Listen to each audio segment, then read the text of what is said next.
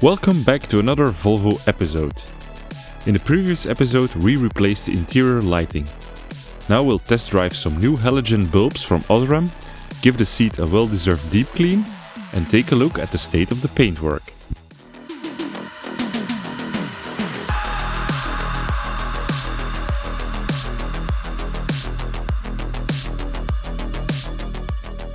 We got one of those cool vacuum cleaners that also inject some detergent and water into whatever you're cleaning.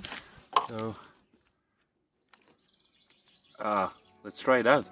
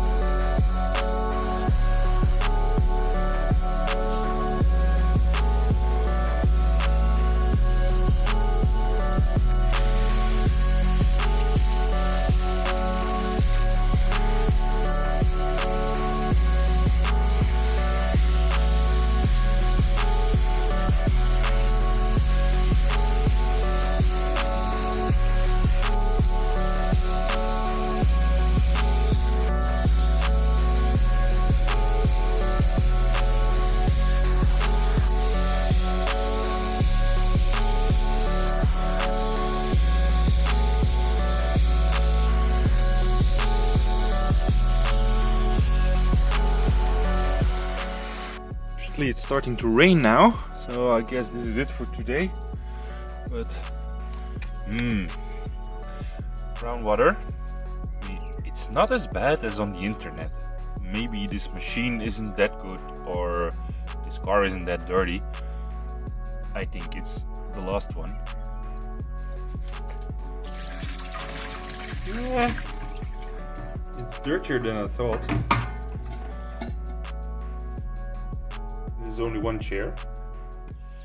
This chair is now completely dried. As you can see, there is like a little spot here that didn't come out. Maybe we should give it another go. Now visually there is not a lot of difference with the other chair, which hasn't been deep cleaned yet. Of course this car has been taken care of already. It belonged to my dad and he always made sure it was clean. He has most of the time his car is cleaner than mine.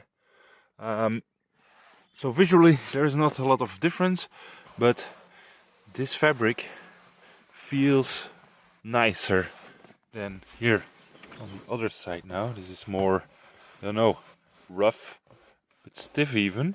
I think you can also see it. It's thinner, it's more flexible. So we're gonna take care of the other chair as well and the back. It started raining, but I just want to do one more upgrade before it gets worse. I'm going to change one headlight so we can actually see the difference between these new Osram Night Breaker Lasers and the standard Philips lamp that I put in a few months ago. These are supposed to be more bright and give a cooler color. So I have two, of course, but I'm gonna start with one so we can try and have a comparison. Let's pause here for a moment. You might think, why not upgrade to xenon or LED? Well, xenon is quite a costly upgrade and is not street legal. An H7 LED bulb from Osram might also be an option and might be even a better solution, but also this type of bulb is not legal for a Volvo V50 in Belgium. Last but not least, the roads in Belgium are almost always illuminated at night, except for the highways, which are dark after a certain hour. Here we are again. Changing the lamps on this car is very easy. You just have to pull this metal pin here and then the other side did pop out. Okay, there we go. Careful wiggling. I think now we have to open the metal thingies.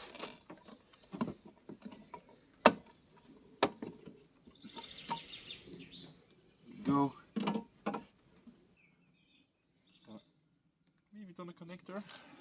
It's not the best idea. Important, never touch the new lamp with your fingers. At least not the glass, because the grease from your fingers can shorten the lifespan. Oh, this one has already a bluish bulb.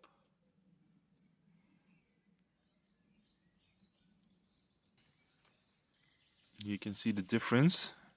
Left one is more blue. And now we just reverse what we just did.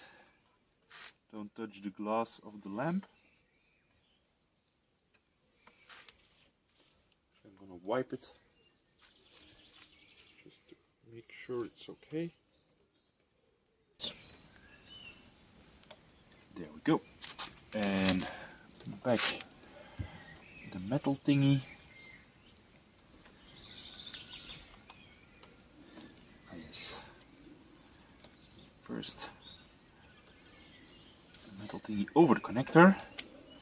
We can put in the lamp and we can put the metal clip back into its I think of course I did it the wrong way around, so the metal should push against the lamp, of course, makes sense. Let's put the plastic cap back on.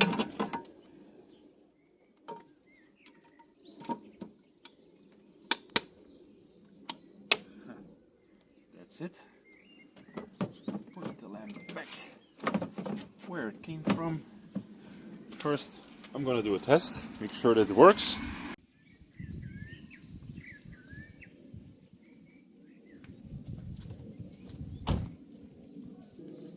All right.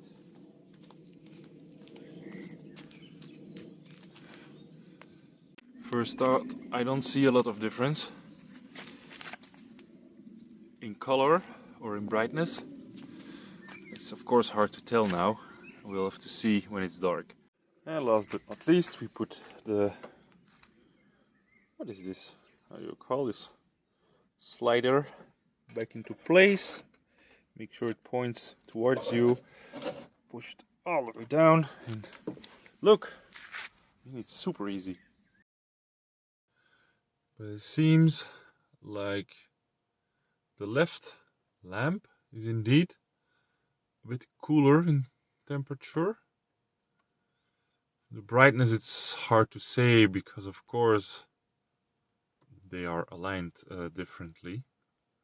I'm quite happy with this small and inexpensive upgrade. I like the fact that these bulbs put out a nice neutral white color without appearing bluish, and I think it fits the appearance of this car. I do have the feeling that these Night Breaker bulbs put out more light compared to the original ones, but I might do a more scientific comparison in the winter. Now, let's move on to the paintwork. I've just washed this beauty, and now let's inspect the paint. Let's start in the front. I put up a little light, but I don't think you will need it to see all this stone chipping.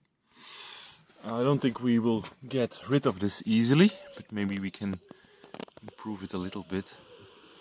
And here we have a spot in the paint. I don't know what this is. Some kind of, yeah, contamination. Okay, let's move on. So of course we have this nasty scratch. And here, these are actually not that deep, so I think we can improve this. This will have to respray. There's no other way. And then there is more nasty stuff on the mirrors. We have contamination as well, minor scratches. And then of course, you can see it at the door. We have these superficial scratches, but it will still need some compounds. You can barely feel it, so that's good.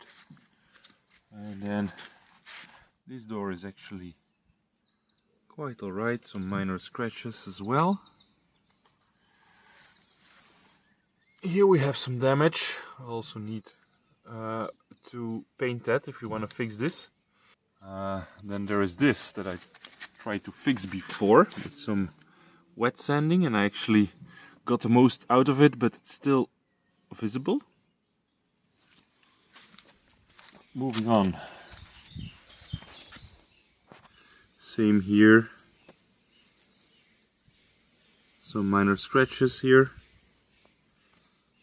And of course the driver's door has the most. You get where I'm going with this. I want to try to detail this car.